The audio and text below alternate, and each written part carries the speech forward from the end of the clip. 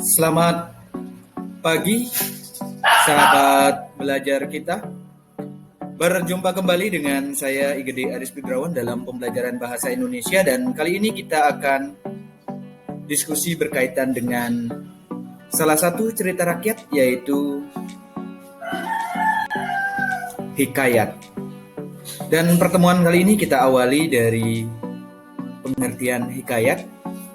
Hikayat adalah cerita prosa Melayu klasik yang menonjolkan unsur kepahlawanan, kemustahilan atau kesaktian tokoh-tokohnya.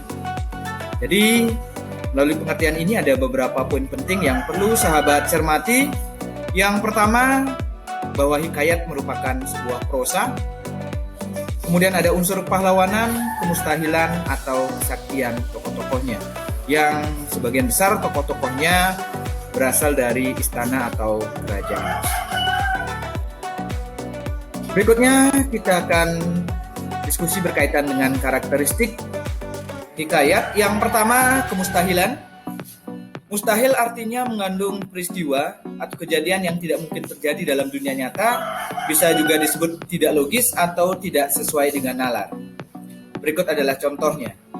Hatta beberapa lamanya Putri Tuan Siti Kendi pun hamillah dan bersalin 2 orang putra laki-laki. Adapun yang tua keluarnya dengan panah dan yang muda dengan pedang.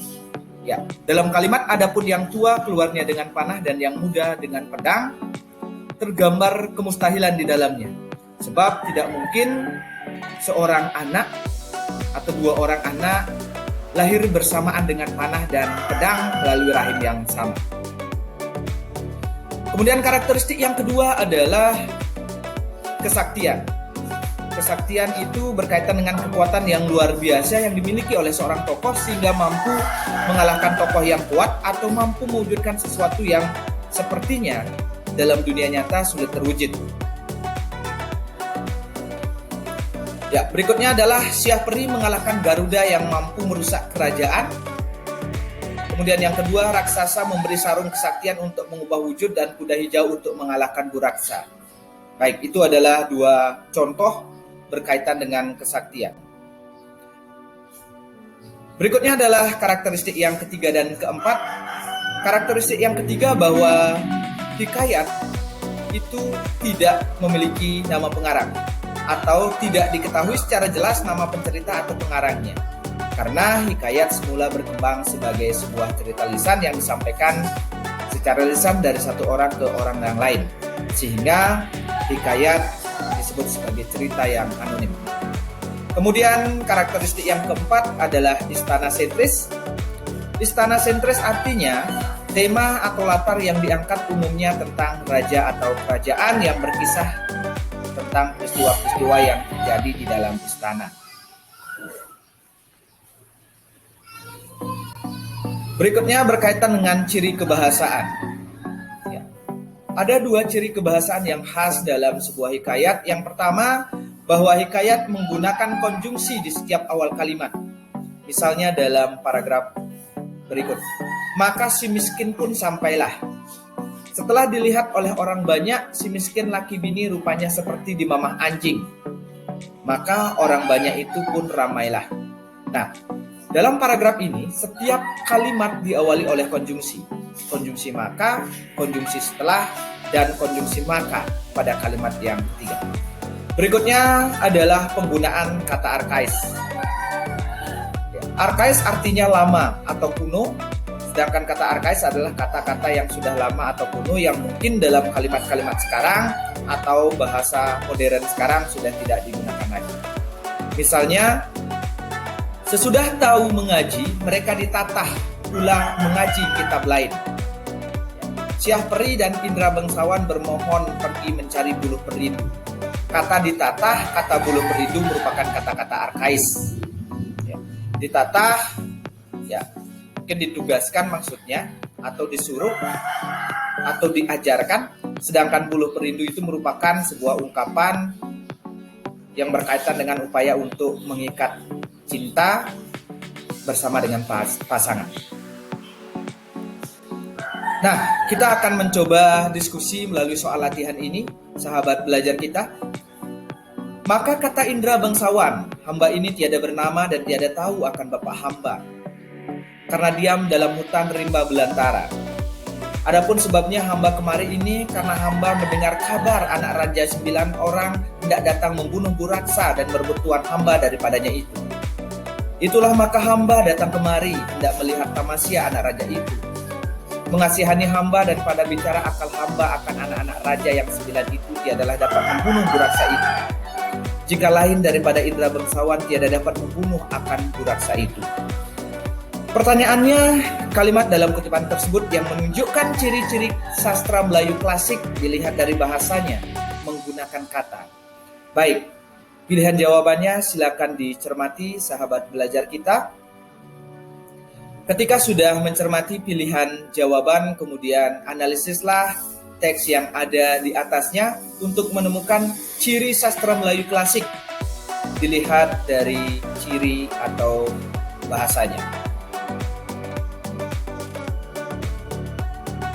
Baik, jika sahabat belajar kita sudah mencermati, kita akan coba menjawab bersama-sama. Dan jawabannya adalah E. Ya. Ciri sastra Melayu klasik dari sisi bahasa ada konjungsi dan ada kata arkais. Konjungsi biasanya diletakkan di setiap awal kalimat, sedangkan kata arkais adalah kata-kata lama kuno yang dalam kalimat-kalimat sekarang sudah tidak digunakan lagi. Ya, hamba adalah kata arkais, Buraksa adalah kata arkais. Hamba adalah kata ganti yang sejajar dengan kata saya atau aku, yang mana kata hamba sekarang sudah tidak digunakan, lebih banyak menggunakan kata saya atau aku. Kemudian Buraksa merupakan kata arkais. Kalau kita cermati di Kamus Besar Bahasa Indonesia, Buraksa adalah hewan melata, terenggiling.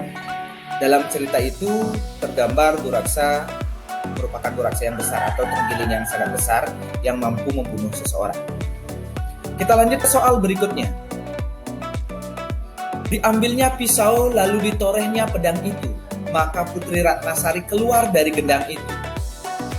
Karakteristik hikayat pada penggalan teks di atas yaitu: opsinya adalah kemustahilan, kesaktian, anonim, istana sentris, dan bahasa. Kemustahilan adalah sesuatu yang mustahil terjadi, tidak logis. Kemudian kesaktian berkaitan dengan kekuatan tokohnya. Anonim tanpa nama pengarang, istana sentris bercerita tentang kehidupan raja atau kerajaan. Kemudian bahasanya adalah menggunakan konjungsi di awal kalimat dan kata arkais. Setelah sahabat belajar kita mencermati karakteristik hikayat yang termuat dalam teks itu, maka kita akan coba menjawabnya bersama-sama. Dan jawabannya adalah ya. Diambilnya pisau lalu ditorehnya gendang itu, maka Putri Ratnasari keluar dari gendang itu. Jawabannya adalah A, kemustahilan. Mustahil artinya tidak logis. Jadi tidak mungkin terjadi ada seseorang yang keluar dari sebuah gendang, atau ada seseorang yang lahir dari sebuah gendang. Baiklah sahabat belajar kita, sampai di sini perjumpaan kita. Kita akan bertemu dalam video-video pembelajaran bahasa Indonesia berikutnya. Jangan lupa like, share, and subscribe sehingga saya bertambah semangat untuk membuat video-video berikutnya. Selamat pagi. Assalamualaikum warahmatullahi wabarakatuh. Salam sejahtera untuk kita semua. Shalom nama budaya dan Om Santi Santi Santi.